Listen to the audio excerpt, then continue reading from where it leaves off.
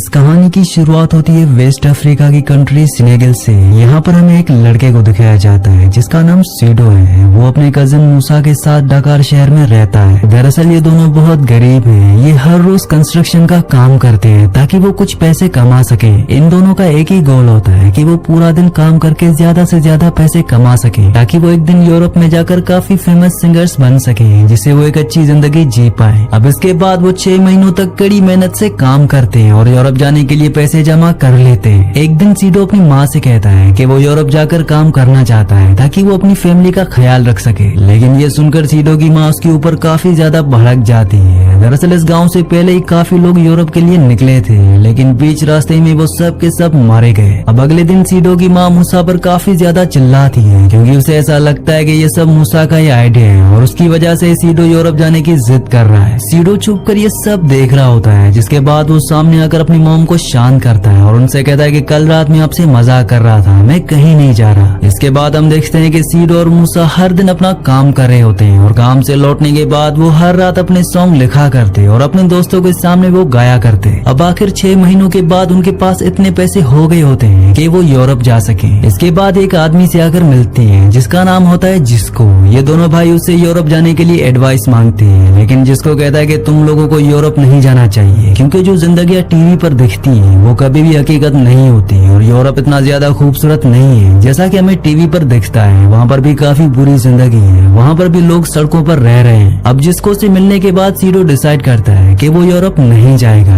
लेकिन मूसा जिद करता है। वो उसे कहता है कि पिछले 6 महीनों से हमने काम किया है, कड़ी मेहनत की है और अब वो किसी भी सूरत पीछे नहीं हट सकते। सीडो को ना चाहते हुए भी उसकी बात माननी पड़ती है। इसके बाद ये दोनों एक शमन के पास जाते हैं। दरअसल ये एक तरीके का पंडित होता है। ये दोनों से पूछते हैं कि क्या वो यूरोप जा सकते हैं। तब शमन उनसे कहता है कि हाँ, तुम बिल्कुल जा सकते हो। और ये सुनने के बाद वो दोनों काफी खुश हो जाते हैं। अगले दिन सीडो अपनी माँ को बिना बताए मूसा के साथ यूरोप के लिए निकल जाता है। बीच रास्ते में ये अपने गाने गा रहे होते हैं जो कि इन्होंने खुद बनाए हैं। अब जब वो माली नाम की जगह पर पहुँचते हैं तो वहाँ पर वो एक आदमी से $100 के अपने पासपोर्ट बनवा लेते हैं। यहाँ पर वो आदमी उनसे कहता है कि अगर कोई तुमसे पासपोर्ट दिखाने को कहे तो तुम उन्हें चुपचाप अपना पासपोर्ट दिखा देना बिना कुछ बोले। अब तुम दोनों मालियन बन चुके हो, तुम अब वेस्ट अफ्रीका के नहीं रहे। वो इन दोनों के पासपोर्ट पर नाम भी चेंज कर देता है और वो मूसा के नाम को मेलिक कर देता है और सीडो के नाम को सेलिफ में बदल देता है। अब जब ये माली के बॉर्डर पर पहुंचते हैं और नाइजीरिया में एंटर करने वाले होते हैं तो वहाँ के गार्ड उनका पासपोर्ट चेक करते हैं और इन दोनों से पूछताछ करते हैं, लेकिन मूसा जरूरत से कुछ ज्यादा ही बोलने लगता है, जिस वजह से वो गार्ड समझ जाता है कि ये झूठ बोल रहा है। वो इन्हें धमकी देता है कि अगर उन्होंने अभी के अभी $50 नहीं दिए तो वो इन दोनों को जेल ले जाएंगे। ये दोनों जैसे तैसे करके उस कार से अपनी जान छुड़ाते हैं, जिसके बाद ये दोनों नाइजीरिया में पहुंच जाते हैं। यहाँ पर इन्हें यूबी नाम का एक आदमी मिलता है जो कि इन्हें एक कार देता है जिसकी मदद से वो नाइजीरिया से निकलकर इटली में जाएंगे। ये सुनकर सीडो और मूसा दोनों ही काफी खुश हो जाते हैं, लेकिन इसके लिए उन्हें $1200 देने होंगे। ये दोनों उसका ऑफर एक्सेप्ट कर लेते हैं, जिसके बाद यूबी उनको अपने शेल्टर में ले जाता है और वो वहाँ पर उनसे कहता है कि मैं थोड़े और पैसेंजर्स को इकट्ठा करके लाता हूँ, तब तक तुम मेरा यहीं पर इंतजार करना। रात को गेनाली नाम का आदमी उनसे कहता है कि जिस डेजर्ट में वो जा रहे हैं वो काफी ज्यादा खतरनाक होने वाला है क्योंकि उस बीच रास्ते में काफी सारे माफियास आएंगे जो कि उन्हें लूटने की कोशिश करेंगे और उन माफिया से अपने पैसे बचाने के लिए हमें हमारे पैसों को एक प्लास्टिक में डालकर अपने पेट में डालना होगा ताकि वो लिबियन माफिया उन पैसों को ढूंढ ना पाए। ये बात सुनकर सीडो और मूसा ये दोनों ही हंसने लगते हैं क्योंकि ये बात उन्हें बिल्कुल भी सीरियस नहीं लगती,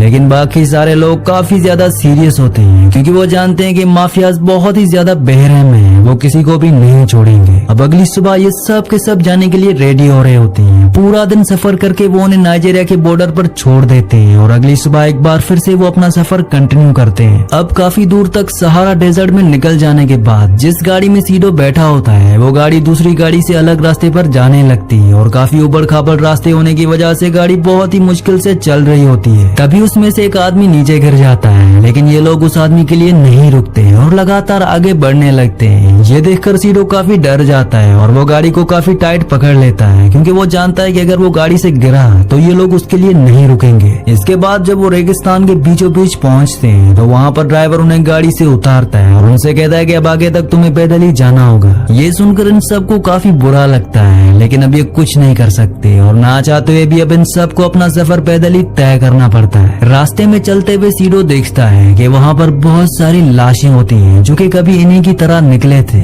लेकिन वो कभी भी अपनी मंजिल तक नहीं पहुँच सके। वीडियो में आगे बढ़ने से पहले आप सबसे रिक्वेस्ट है कि मेरे 99% व्यूवर्स वीडियो तो देखते हैं लेकिन चैनल को सब्सक्राइब नहीं करते और ना ही वीडियो को लाइक करते हैं, तो आप सबसे रिक्वेस्ट है कि मेरे चैनल को सब्सक्राइब और वीडियो को लाइक लाजमी से कर दिया करें। अब इन्हें सफर करते हुए 2 दिन गुजर जाते हैं और एक औरत को चलने में काफी ज्यादा मुश्किल होने लगती है। वो ठीक से चल नहीं पा रही होती और वो वहीं पर ही गिर जाती है, लेकिन किसी को भी इससे कोई फर्क नहीं पड़ता और सभी रास्ते में आगे बढ़ते जा रहे होते हैं। पर सीडो से ये सब देखा नहीं जाता और वो उस ओल्ड लेडी की मदद करने के लिए अपना बचा हुआ पानी उसे पिलाता है, लेकिन ये सब देखकर मूसा उस पर काफी गुस्सा हो जाता है, क्योंकि वो उस ओल्ड लेडी के चक्कर में काफी पीछे रह जाएंगे और अगर वो ग्रुप से पीछे रह गए तो वो इस रेगिस्तान में खो जाएंगे और फिर उन्हें मरने से कोई नहीं बचा सकता। लेकिन सीडो के पानी देने पर भी उस ओल्ड लेडी की वहीं पर ही मौत हो जाती है। ये देखकर सीडो को बहुत दुख होता है, लेकिन अब वो कुछ नहीं कर सकता, जिसके बाद वो अपने ग्रुप की तरफ भागने लगता है। अब चलते चलते इन्हें रात हो जाती है और तभी रास्ते में इन सबको लीबियन माफिया रोक लेते हैं और इन सब से उनके सारे पैसे छीन लेते हैं। जिन लोगों के जेब में से कोई पैसे नहीं निकलते तो उन लोगों को वो माफियाज कुछ ड्रिंक पिलाते हैं, क्योंकि माफियाज अब ये जानते हैं कि लोग किस तरीके से अपने पैसे छुपाते हैं। इसके बाद माफियाज को वो पैसे मिल जाते हैं जो लोगों ने अपने पेट में छुपाए होते हैं, जिसके बाद माफियाज उन लोगों को अलग कर देते हैं जिनकी जेब से पैसे नहीं मिले थे और यहाँ पर मूसा और सीडो दोनों ही अलग हो जाते हैं। ये सब देखकर सीडो काफी ज्यादा मायूस हो जाता है। अगली सुबह सीडो और बाकी सब जो बच गए होते हैं उन्हें ऐसा लग रहा होता है कि शायद माफियाज ने उन्हें छोड़ दिया है, लेकिन आगे जाकर सीडो और बाकी सबको माफियाज पकड़ लेते हैं और उन्हें वहाँ से माफियाज की जेल में ले जाया जाता है, जहाँ से वो गुलामों की तरह बेचे जाएंगे। अब जेल में पहुँचने के बाद नूनन नाम का एक आदमी उनसे कहता है कि वो लोग ना कोई पुलिस के आदमी है और ना ही आर्मी के, बल्कि वो माफियाज के लोग हैं। अगर तुम लोगों को इस जेल में रहना है तो तुम्हें वो सब कुछ करना होगा जो कि माफियाज तुमसे करवाते हैं, और अगर तुमने उनकी बात नहीं मानी तो तुम सब के सब मारे जाओगे। और अब ये सारी बातें बताने के बाद नूनन उन सबको एक कमरे में ले जाता है जहाँ पर वो सभी को टॉर्चर करते हैं। नूनन उनसे कहता है कि सब के सब अपनी फैमिलीज के नंबर दो ताकि हम तुम्हारी फैमिली से तुम्हारे बदले फिरौती मांग सके। इसके बाद यहाँ पर जो लोग अपनी फैमिली का नंबर दे देते हैं नूनन उन्हें छोड़ देता है और बाकी बचे हुए लोग जो अपनी फैमिली का नंबर नहीं दे रहे होते हैं, जिनमें सीडो भी शामिल है, वो उन्हें बहुत टॉर्चर करते हैं। अब इसके बाद हम देखते हैं कि सीडो की हालत बहुत ज्यादा खराब होती है, उसके चेहरे पर जख्मों के निशान होते हैं। वहाँ पर एक मार्टिन नाम का आदमी होता है, वो सीडो को पानी पिलाता है क्योंकि वो बहुत दर्द में होता है। अब कुछ दिनों के बाद एक माफिया का आदमी जेल के अंदर आता है और सभी कैदियों से कहता है कि मुझे एक कारपेंटर की जरूरत है, तो जो भी कारपेंटर का काम जानता है वो मेरे साथ है। और साथ ही वो उन लोगों को भी बोलता है जो कि बिल्डर्स हैं, वो उन्हें भी उसके साथ आने के लिए कहता है। दरअसल ये लोग अब इनसे काम करवाना चाहते हैं। ये सुनने के बाद मार्टिन अपना हाथ ऊपर कर लेता है और वो सीडो से भी अपना हाथ ऊपर करने को कहता है। अब जब ये बाहर आते हैं तो वहाँ पर एक यानुम नाम का आदमी होता है, वो सीडो को $500 में खरीद लेता है, लेकिन यहाँ पर मार्टिन उसे कहता है कि वो अकेले काम नहीं कर सकता,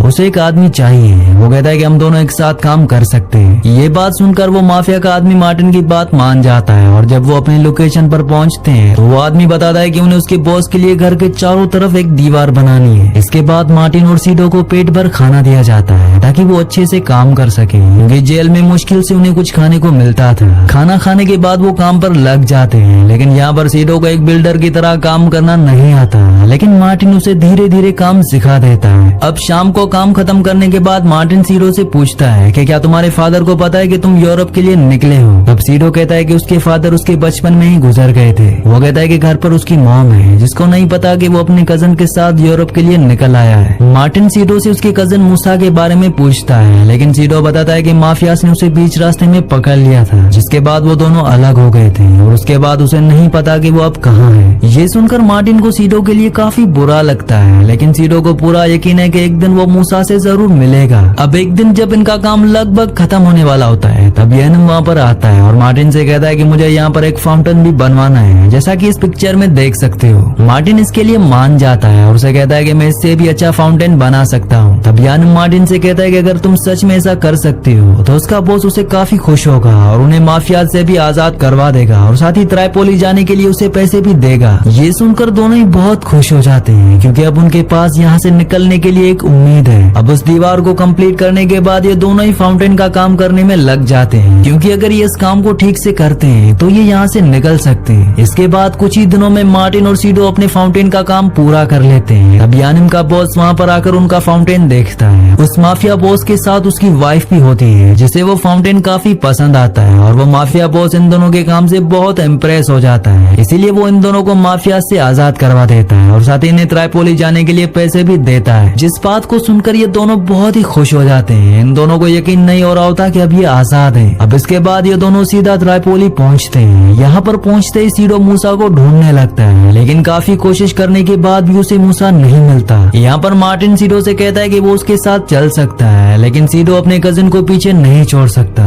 ये सुनने के बाद मार्टिन उसकी बात मान जाता है और उसे कहता है कि मूसा के मिलते ही तुम इटली की तरफ आ जाना, मैं तुम्हारा वहाँ पर इंतजार करूंगा। अब अलग होने से पहले सीडो मार्टिन को थैंक्स कहता है और उसके बाद ये दोनों अपने अपने रास्ते निकल जाते हैं। यहाँ पर सीडो वापस से मूसा को ढूंढने में लग जाता है लेकिन काफी ढूंढने पर भी मूसा का कोई पता नहीं मिलता। मूसा को ढूंढने के साथ साथ सीडो यहाँ पर मजदूरी भी कर रहा होता है। अब सीडो जब अपना काम कर रहा होता है तभी उसके दोस्त उसे आकर बताते हैं कि अब ये भी स्नेगल से कुछ मजदूर आए हैं जिसमें शायद तुम जिसे ढूंढ रहे हो वो भी उन्हीं में ना हो। ये बात सुनते ही सीडो स्नेगल की मजदूरों की तरफ भागता है और जब वो वहाँ पर पहुँचता है तो आखिरकार उसे मूसा देख जाता है। मूसा को सीडो देखकर उसे अपने गले से लगा लेता है और उसे यहाँ से चलने को कहता है लेकिन मूसा यहाँ से जाने से मना कर देता है। सीडो उसे पूछता है कि आखिर क्यों। तब मूसा उसे बताता है कि जब वो भागने की कोशिश कर रहा था तो उन्होंने उसके पैर पर गोली चला दी और अब वो चल नहीं सकता। ये बात सुनकर सीडो को बहुत दुख होता है लेकिन मूसा उसे कहता है कि अब हमें वापस घर चलना चाहिए। पर सीडो उसे कहता है कि अब हम मंजिल के काफी करीब हैं और अब हम यहाँ से वापस नहीं लौट सकते। वो मूसा से कहता है कि हम तुम्हारा यहाँ पर इलाज करवाएंगे और उसके बाद हम यूरोप के लिए निकल जाएंगे। सीडो का कॉन्फिडेंस देखकर मूसा भी मान जाता है और उसके बाद वो मूसा के इलाज के लिए उसे अपने दोस्त लोए के पास लाता है। यहाँ पर लोए मूसा का इलाज करने लगता है जिसके बाद लोए सीडो को दवाइयाँ लेने के लिए समीर नामी आदमी के पास भेजता है जो कि लोए का दोस्त होता है। दरअसल समीर एक बार्बर होता है जो कि इलीगली यहाँ पर दवाइयाँ बेचता है क्योंकि यहाँ पर काले लोगों को दवाइयाँ नहीं दी जाती। अब जब सीडो समीर के पास पहुँचता है तो समीर जल्दी जल्दी उसे दवाइयाँ दे देता है और उसे यहाँ से जल्दी से जाने को कहता है क्योंकि अगर वो पकड़ा गया तो उसके लिए प्रॉब्लम हो जाएगी। सीडो दवाइयाँ ले आता है जिसके बाद लोई मूसा को दवाइयाँ दे देता है। रात में लोई सीडो से कहता है कि हमें मूसा को हॉस्पिटल ले जाना होगा,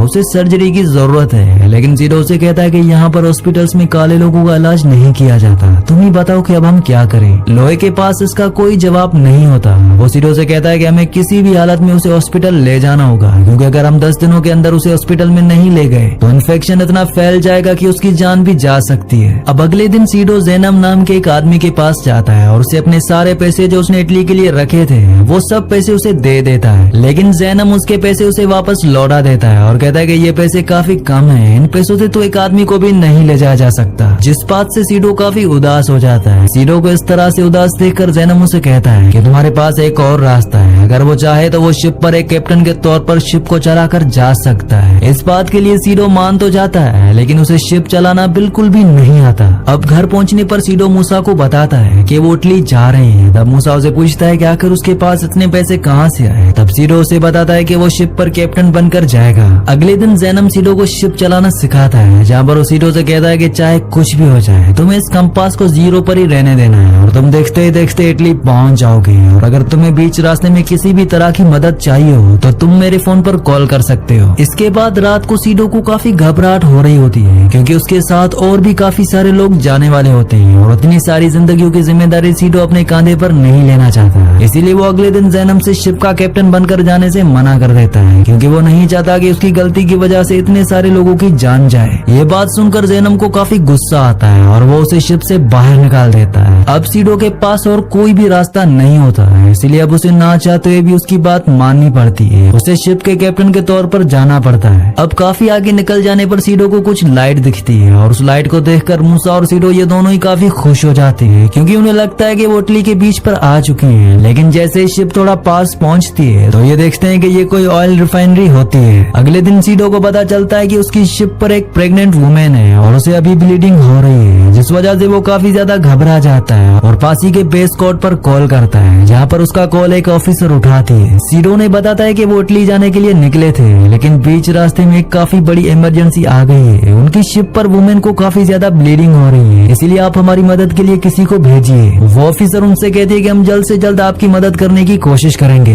ये सुनकर सीडो को थोड़ी बहुत राहत मिलती है और वो मदद के लिए वेट करने लगता है, लेकिन जब रात को कोई मदद नहीं आती तो सीडो हिम्मत हार जाता है और फैसला करता है कि अब वो शिप को आगे ले जाएगा। अगले दिन एक आदमी आकर सीडो से कहता है कि शिप के नीचे इंजन एरिया में कुछ लोग हैं जो कि वहाँ पर दबे हुए हैं। ये सुनकर सीडो सीधा नीचे इंजन रूम में जाता है और उन लोगों को निकालता है जो कि वहाँ पर फंसे हुए होते हैं। ये लोग कई दिनों से भूखे और प्यासे हैं, इसीलिए सीडो उन्हें जल्द से जल्द कुछ खाना और पानी देता है और तभी वहाँ पर वो प्रेग्नेंट औरत बच्चे को जन्म दे देती है। ये सब देखकर वहाँ अजीब सा माहौल हो जाता है और भीड़ उधर उधर होने लगती है। अब ये सब देखकर सीडो उन्हें शांत रहने को कहता है, क्योंकि इनके इधर उधर होने से शिप पलट भी सकती है। वो सभी से कहता है कि गॉड से प्रे करो कि हम सही सलामत इटली पहुंच जाएं। अब इसके बाद ये कुछ दिनों तक लगातार सफर करते हैं और आखिरकार ये अपनी मंजिल यानी इटली तक पहुंच जाते हैं। वहां पहुंचकर ये सब के सब बहुत खुश होते हैं और वो सभी गॉड का शुक्रिया अदा करते हैं। थोड़ी देर में वहाँ पर एक कोस्ट गार्ड का हेलीकॉप्टर आता है जो कि उनकी मदद करता है, जिसे देखकर सीडो काफी इमोशनल हो जाता है और वो रोते हुए कहता है कि मैं इस शिप का कैप्टन हूँ और हम इटली पहुंच चुके हैं और इतने मुश्किल हालात से गुजरने के बाद फाइनली हम यूरोप पहुंच चुके हैं। इसी सीन के साथ इस मूवी का एंड हो जाता है। अगली कहानी आप किस मूवी पर सुनना चाहते हैं मुझे नीचे कमेंट्स में जरूर बताना, क्योंकि मैं आपकी कमेंट्स पढ़ता हूँ और आपके प्यारे प्यारे कमेंट्स का बहुत बहुत शुक्रिया।